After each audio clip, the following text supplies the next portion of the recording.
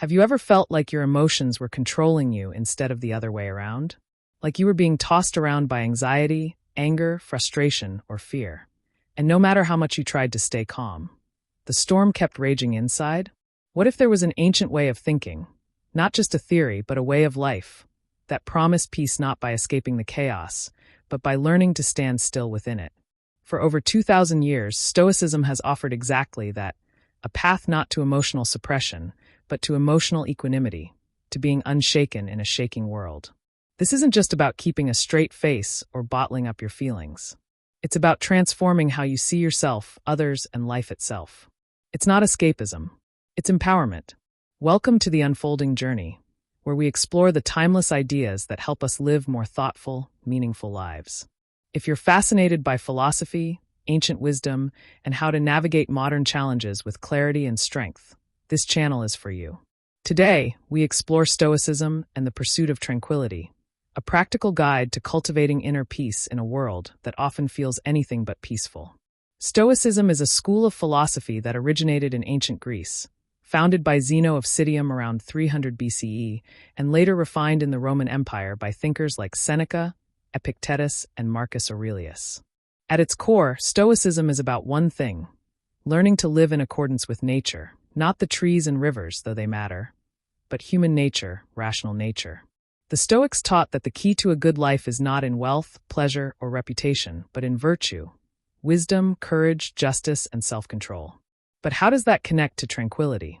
The Stoics believe that when we align ourselves with nature, understand what's truly in our control, and let go of what isn't, we begin to develop ataraxia, a Greek word that roughly translates to inner calm or unshakable peace. If there's one Stoic principle to remember, one idea that can radically shift how you experience life, it's the dichotomy of control. Epictetus, a former slave who became one of Stoicism's greatest teachers, put it this way: some things are up to us, and some things are not. Up to us, our thoughts, our choices, our actions, our values. Not up to us, other people's opinions, the weather, the economy, illness, aging, or death. Modern life conditions us to obsess over what we can't control. Likes on social media, someone else's behavior, the past, the future. Stoicism invites us to flip that mindset, to root our well-being not in outcomes, but in effort. Peace begins when we stop trying to micromanage the universe and start mastering our own response. Stoicism is often misunderstood as emotionless, a kind of cold, robotic indifference to life. But that's not what the ancient Stoics taught. They didn't believe we should suppress our emotions, but rather train them. In Stoicism, destructive emotions like rage, envy, or anxiety are seen as a result of bad judgments, not as natural or uncontrollable forces. Here's how it works. You lose your job. You feel despair. The Stoics would say, it's not the loss of the job that causes despair. It's your belief that losing the job is a catastrophe, that your worth depends on it. Change the belief, change the emotion. Marcus Aurelius, Roman emperor and Stoic philosopher, wrote in his Meditations, "If you are distressed by anything external, the pain is not due to the thing itself, but to your estimate of it, and this you have the power to revoke at any moment." Emotions, in this view, are not enemies, they are messengers. They reveal what we believe. And Stoicism teaches us to examine those beliefs with reason and clarity. The Stoics taught that the only thing that truly belongs to us, our only true possession, is our character. Everything else is a temporary loan from fortune. That means that emotional peace doesn't come from having everything go right. It comes from doing what's right, regardless of what happens. You can lose your job, your money, even your health, but no one can take away your ability to respond with courage, honesty, and dignity. And this isn't abstract. Seneca, a Roman statesman and Stoic, lived under the tyranny of Nero. He knew what it meant to face death and loss. Yet he wrote, "A gem cannot be polished without friction, nor a man perfected without trials." For the Stoics, virtue is the path to tranquility, not in the sense of avoiding conflict or pain, but of facing it with a soul that is grounded and whole. So how do we apply Stoicism in our everyday lives? Here are some Stoic practices that help cultivate emotional resilience. 1. Morning reflection/evening review. Begin the day with purpose. Ask, what challenges might I face today? How can I meet them with wisdom and virtue? End the day with reflection. What did I do well? Where did I fall short? How can I improve tomorrow? This daily rhythm keeps you accountable and self-aware. 2. Negative visualization, premeditatio malorum. Imagine what could go wrong, not to become anxious, but to prepare your mind and strengthen your gratitude. What if I lost my home, my job, or my loved ones? Could I still live with virtue? This exercise builds resilience and reduces entitlement. 3. The view from above. Take a mental step back from your life. Zoom out. See yourself as part of a vast web of people, history, and nature. This cosmic perspective helps shrink our ego and brings a deep sense of calm.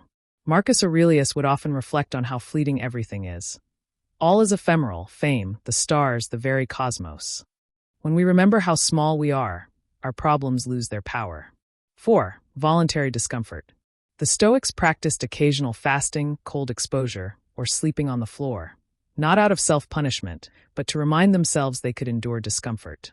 If you fear suffering, you become fragile. If you train for it, you become free. Stoicism isn't just for ancient emperors or philosophers. Today, CEOs, athletes, soldiers, and everyday people turn to Stoicism for clarity and strength. Why? Because the world is noisy, uncertain, and often overwhelming. And Stoicism offers something rare, a manual for the mind. In a time of instant gratification, Stoicism calls for patience. In a culture of outrage, Stoicism teaches composure. In a society driven by external validation, Stoicism insists, your worth comes from within. You don't need to wear a toga or read Latin. You just need to ask, what's in my control? What's the virtuous action? Then act and let go. Let's return to that word, tranquility. It's not passivity. It's power under control. It's not detachment. It's clarity. It's not indifference. It's freedom from disturbance. Not because the world stops being chaotic, but because you stop letting it dictate your inner life. The Stoics didn't promise happiness as a fleeting emotion. They offered eudaimonia, a flourishing life grounded in reason, anchored in virtue, and immune to the whims of fortune. As Epictetus said, no man is free who is not master of himself. In the Stoic view, tranquility is the natural result of living wisely. It's not something you chase. It's something you become. So, where does this leave us? In a world where we're constantly reacting, scrolling, comparing, judging, Stoicism invites us to pause, to breathe, to choose our response. It tells us that the deepest power we have is not over events, but over our attitudes, our perceptions, our actions, our values.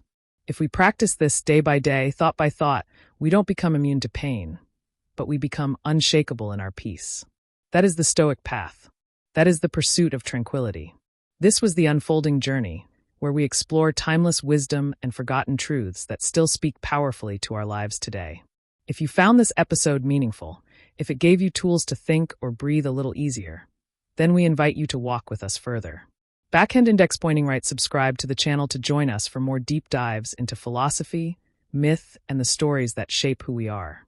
Until next time, stay grounded, stay wise, and keep unfolding.